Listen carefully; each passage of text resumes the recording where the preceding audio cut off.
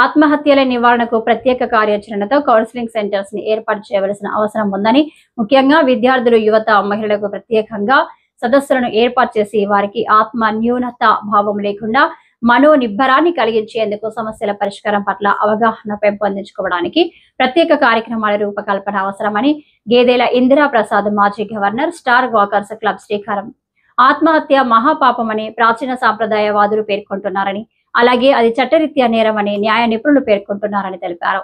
ఆత్మహత్యల నివారణకు ప్రత్యేక కార్యాచరణతో ప్రభుత్వం ముందుకు వచ్చి డ్రగ్ అడిక్షన్ సెంటర్ మాదిరిగానే ఆత్మహత్యల నివారణకు ప్రత్యేక బృందాలను ఏర్పాటు చేయాలని కోరారు.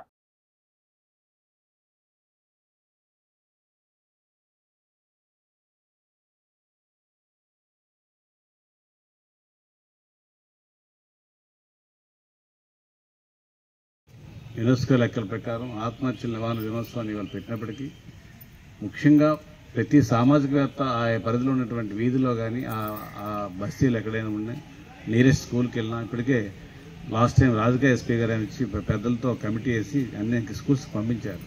పిల్లలకి చేయడం ఎక్కువగా యోగా ఇలాంటి క్లాసులు ఉంటే ఆటోమేటిక్ పిల్లల్లో ఇది తగ్గుతుంది. అప్పుడు లాస్ట్ టైం మన జగన్నాథ్ నాయుడు గారు బృందం అంతా ఢిల్లీలో రాజకీయ ఎస్పీ టైంలో కమిటీలు వేస్తే అనేక స్కూల్స్ అడాప్ట్ చేసుకుని వెళ్ళారు. అదే తరహాలో మనం కూడా మనవంతు పాత్ర పోషిస్తూ తప్పనిసరిగా జిల్లా అడ్మినిస్ట్రేషన్తో కలిసి పనిచేసి ఈ ఆత్మహత్యల నివారణలో భాగస్వామ్యం అవుదామని కోరుకుంటూ, ముఖ్యంగా ఈ దినోత్సవం పురస్కరించుకొని 2 నిమిషాలు టైం కూడా లేదు కూడా ఒక్కొక్కరు 2 నిమిషాలు మాట్లాడండి. ముందుగా జగన్నాథ్ నాయుడు గారు మాట్లాడండి. ప్రపంచ ఆరోగ్య సంస్థ సౌజన్యంతో ఈరోజు ప్రపంచ ఆత్మహత్యల నివారణ దినాన్ని జరుపుకుంటూ ఉన్నాము. అసలు ఆత్మహత్యలకి కారణమేంటి, ఈ సమాజంలో ఎందుకు ఇవి విపరీత ధోరణిగా పెరిగిపోయి క్షణిక ఆవేశానికి, ఆత్మన్యూనత భావానికి, అలాగే ఆరోగ్యపరమైనటువంటి కారణాల వల్ల ఉద్రేకపూరితమైనటువంటి మనస్సుతో చాలామంది చనిపోతూ ఉన్నారు, ఆత్మహత్యలు చేసుకుంటూ ఉన్నారు.